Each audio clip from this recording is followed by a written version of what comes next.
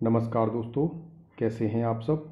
मैं डॉक्टर सोनवीर सिंह, राजकीय पॉलिटेक्निक जानसठ मुजफ्फरनगर से चैनल में आपका स्वागत करता हूं। दोस्तों, micro processor and peripheral device के विषय के अंतर्गत आज के सेशन में हम ब्रांच कंट्रोल इंस्ट्रक्शन ग्रुप को कंटिन्यू करेंगे। पिछले सेशन में भी हमने ब्रांच कंट्रोल इंस्ट्रक्शन ग्रुप के जंप इंस्ट्रक्शन का अध्ययन किया था, जिसमें हमने देखा था कि जंप इंस्ट्रक्शन दो तरह से हो सकता है, कंडीशनल और अनकंडीशनल जंप। तो उसका हमने स्टडी किया था पिछले सेशन में।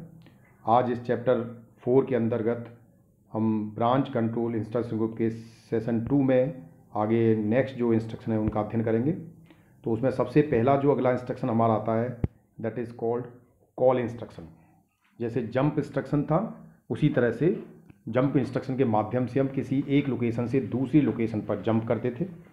कॉल इंस्ट्रक्शन के माध्यम से हम किसी पर्टिकुलर सब रूटीन को कॉल करते हैं, यानी प्रोग्राम को जब हमें एक प्रोग्राम से किसी दूसरी टास्क को, किसी दूसरे छोटे मॉड्यूल को, सब रूटीन को अगर हमें कॉल करना है तो प्रोग्राम को हम एक तरह से वर्तमान इंस्ट्रक्शन पे से किसी दूसरी सब रूटीन पर शिफ्ट कर देते हैं।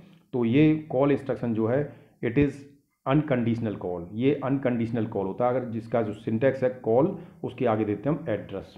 तो कॉल इंस्ट्रक्शन लिखने के बाद जो भी आप एड्रेस देंगे तो आपका प्रोग्राम वर्तमान इस इंस्ट्रक्शन से पहले जिस इंस्ट्रक्शन को एग्जीक्यूट करेगा, उसके बाद इस इंस्ट्रक्शन पे आते ही वो दी हुई पर्टिकुलर लोकेशन पे शिफ्ट हो जाएगा। ठीक है। देन क्या उससे क्या होगा, जो आपका एड्रेस है, this address whatever you are giving into the call address, इसमें जो भी आप एड्रेस दे रहे हैं वो क्या है, प्रोग्राम काउंटर के अंदर शिफ्ट कर जाता है इस एड्रेस के माध्यम, इस इंस्ट्रक्शन के माध्यम से। और प्रोग्राम काउंटर हमेशा आपके उस एड्रेस को होल्ड करता है जो अगला इंस्ट्रक्शन एग्जीक्यूट होने वाला है। तो ऑटोमेटिकली आप जो भी यहाँ एड्रेस देंगे, आपका प्रोग्राम उसी एड्रेस पे शिफ्ट कर जाएगा। उसके बाद सेकेंड टाइप का जो कॉल होता है वो होता है कंडीशनल कॉल। जैसे हमने जंप में अनकंडीशनल जंप और कंडीशनल जंप पढ़ा था, उसी प्रकार कॉल भी दो तरह का होता है, कंडीशनल कॉल और अनकंडीशनल कॉल। तो कंडीशनल कॉल में जब कोई एक स्पेसिफिक कंडीशन सेटिस्फाई होती है तभी प्रोग्राम उस पर्टिकुलर एड्रेस पे जंप करता है या कॉल कर शिफ्ट करता है। It calls the subroutine which has specified address और label if condition is satisfied. यानी जो भी लेवल आपने इस कॉल इंस्ट्रक्शन के आगे दिया है, वो प्रोग्राम जब भी उस लेवल पर शिफ्ट करेगा जब कोई कंडीशन सेटिस्फाई होगी। तो उसके अकॉर्डिंग कंडीशनल जो जंप है, जो कंडीशनल कॉल है, वो कई तरह की होती है, जिसमें पहला है CC address. That means call subroutine if there is carry. अगर कैरी आएगा, यानी इससे पहले जो भी अर्थमेटिक या लॉजिकल ऑपरेशन हुआ है उसमें अगर कैरी जनरेट होती है और कैरी स्टेटस सेट होता है 1 होता है, तो आपका ये प्रोग्राम क्या आपके दिए हुए एड्रेस पर शिफ्ट कर जाएगा। ठीक है। तो उसमें क्या होगा कि जो भी आपने एड्रेस दिया है उस एड्रेस पे आपका प्रोग्राम जंप कर जाएगा। दूसरा जो कॉल इंस्ट्रक्शन होता है, that is called CNC, call if there is no carry. Call if there is no query, it means call subroutine if there is no carry. यानी हम सब रूटीन को तब कॉल कर रहे हैं जब ऊपर जो भी इस इंस्ट्रक्शन के एग्जीक्यूट होने से पहले जो भी अर्थमेटिक एंड लॉजिकल ऑपरेशन हुआ है, अगर उस ऑपरेशन में आपका कैरी जनरेट नहीं हुआ है, कोई कैरी नहीं आया है, यानी कैरी अगर स्टेटस अगर रीसेट है, 0 है, उस कंडीशन में आपका प्रोग्राम शिफ्ट करेगा। तो if there is no carry before execution of this instruction और द कैरी बिट और कैरी स्टेटस फ्लैग रीसेट, यानी कैरी स्टेटस फ्लैग C जो है अगर वो रीसेट है यानी 0 है, तो उस कंडीशन में आपका प्रोग्राम शिफ्ट कर जाएगा फॉर द गिवन एड्रेस। अगला जो कॉल इंस्ट्रक्शन है, that is called call if there is 0 if the result is 0। यानी कि अगर हमारा अर्थमेटिक एंड लॉजिकल ऑपरेशन जो परफॉर्म हुआ इस इंस्ट्रक्शन से पहले, अगर उसका रिजल्ट 0 आता है तो हमारा प्रोग्राम इस दिए हुए एड्रेस पर शिफ्ट कर जाएगा। ठीक है। दैट मीन्स क्या होगा, आपका प्रोग्राम क्या करेगा, जो आपने एड्रेस दिया उस एड्रेस पर शिफ्ट कर देगा। सपोज आपने लिखा CZ, देन आपने लिखा 2500। सपोज इससे पहले आपने कोई इंस्ट्रक्शन यूज किया था ऐड B। इसका मतलब क्या था, आपने A और B को ऐड किया था। जब A और B को ऐड कर दें और ऐड करने के बाद अगर इसमें रिजल्ट 0 नहीं आता है, अगर 0 आता है रिजल्ट, तो क्या होगा, आपका प्रोग्राम 2500 लोकेशन पे शिफ्ट कर जाएगा। देन अगला जो इंस्ट्रक्शन है इसमें CNZ, that means call subroutine if there is result is not 0। यानी कि अगर इस इंस्ट्रक्शन से एग्जीक्यूट होने से पहले जो भी अर्थमेटिक या लॉजिकल ऑपरेशन हुआ है, उस लॉजिकल या अर्थमेटिक ऑपरेशन का रिजल्ट अगर 0 नहीं आता है तो आपका प्रोग्राम गिवन एड्रेस पे शिफ्ट कर जाएगा। So if the result is not 0 before execution of this instruction or the 0 bit of carry status flag is reset, यानी 0 status जो है 0 flag जो है वो अगर 0 होता है तो आपका प्रोग्राम शिफ्ट करेगा। तो इस कंडीशन में क्या होगा, एड्रेस आपका प्रोग्राम काउंटर में शिफ्ट कर जाएगा।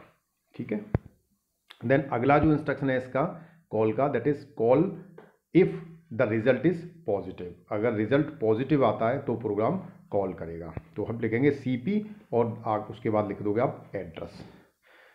तो जो भी arithmetic and logical operation perform हुआ है उसका रिजल्ट अगर 0 आता है, उसका रिजल्ट अगर पॉजिटिव होता है तो आपका प्रोग्राम क्या है, गिवन एड्रेस पर शिफ्ट करेगा।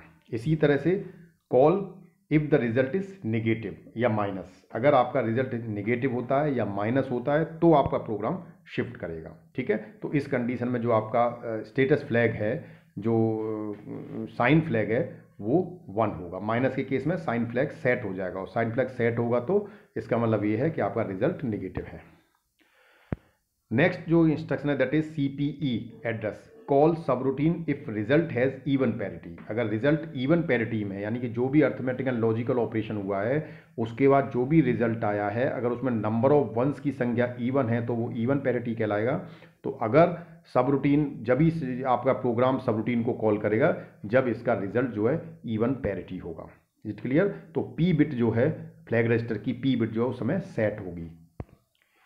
इसी तरह से CPO address, call subroutine if result has odd parity, यानी जो भी रिजल्ट आया है इस इंस्ट्रक्शन के एग्जीक्यूट होने से पहले अगर उसमें नंबर ऑफ वंस की संख्या ऑड है यानी ऑड पैरिटी है तो आपका प्रोग्राम दिए हुए एड्रेस पर शिफ्ट कर जाएगा। ठीक है, उसके बाद आता है रिटर्न इंस्ट्रक्शन। जब हम प्रोग्राम को कॉल कर लेते हैं, कॉल करके आप प्रोग्राम को आपने मेन प्रोग्राम से किसी सब रूटीन पर शिफ्ट कर दिया, जब वो सब रूटीन कंप्लीट होता है तो हमें माइक्रोप्रोसेसर को दोबारा अपने मेन प्रोग्राम पर वापस आना होता है। तो उसके लिए माइक्रोप्रोसेसर रिटर्न इंस्ट्रक्शन यूज करता है, RET। It is use at the end of सब रूटीन। ये सब रूटीन के एंड में हमेशा प्रयोग किया जाता है जब सब रूटीन पर प्रोग्राम माइक्रोप्रोसेसर शिफ्ट करता है। Because the program has to come its previous position after execution of subroutine, hence after execution of return instruction microprocessor follow these steps. यानी जब माइक्रोप्रोसेसर अपने मेन प्रोग्राम को perform करता है और जब माइक्रोप्रोसेसर को आप किसी को सब रूटीन पर कॉल करते हैं तो माइक्रोप्रोसेसर सब रूटीन को एग्जीक्यूट करना स्टार्ट कर देता है। लेकिन हमें उस जब कॉल सब रूटीन आपका कंप्लीट हो जाता है तो उसके बाद माइक्रोप्रोसेसर को हमें मेन प्रोग्राम पर वापस लाना है। तो रिटर्न इंस्ट्रक्शन के माध्यम से हम प्रोग्राम को वापस मेन प्रोग्राम पर लाते हैं। तो जब रिटर्न इंस्ट्रक्शन एग्जीक्यूट होता है तो उस समय क्या क्या स्टेप्स फॉलो होते हैं वो हमें देखना है। तो इसमें देखें स्टैक पॉइंटर, जो भी कंटेंट है आपका PCL, ठीक है, जो PCL का मतलब प्रोग्राम काउंटर की लोअर बिट वो कहाँ जाएगी आपकी स्टैक पॉइंटर। तो ये जनरली यहाँ पर थोड़ा सा एरो एक तो उल्टा लग गया, ये यहाँ पर SP है जो आपको दिखाई नहीं दे रहा, स्टैक पॉइंटर है, स्टैक पॉइंटर। और ये एरो का जो साइन है वो ऐसे होगा, यानी स्टैक पॉइंटर में जो भी डेटा जब हमारा प्रोग्राम कॉल करने पर जब वो सब रूटीन में आया था तो कुछ इन्फॉर्मेशन वो स्टोर करके आया था, पुश की थी उसने स्टैक के अंदर। ठीक है, वो क्या क्या था, प्रोग्राम काउंटर का जो एड्रेस था वो उसने पुश किया था, इसके अलावा स्टैक पॉइंटर को पुश किया था। तो वही जो फंक्शन उसने कॉल को एग्जीक्यूट करते वक्त किए थे वही जब कॉल से वापस जाएगा तो उनको एग्जीक्यूट करेगा। तो जब उसने स्टैक पॉइंटर में प्रोग्राम काउंटर को स्टोर किया था तो अब स्टैक से वो प्रोग्राम काउंटर के कंटेंट को उस एड्रेस को वापस लाएगा जिस पर उसे वापस जाना है।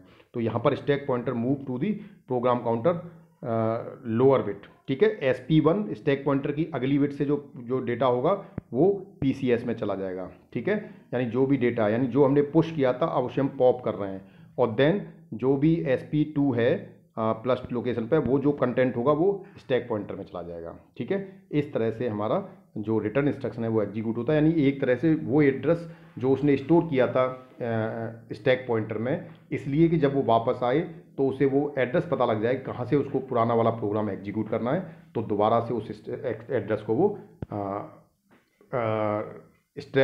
दोबारा से उस एड्रेस को वो पॉप करता है, यानी कि एक तरह से स्टैक से बाहर निकालता है और प्रोग्राम काउंटर में उसको शिफ्ट कर देता है। ठीक है, so this is all about the branch control instruction group.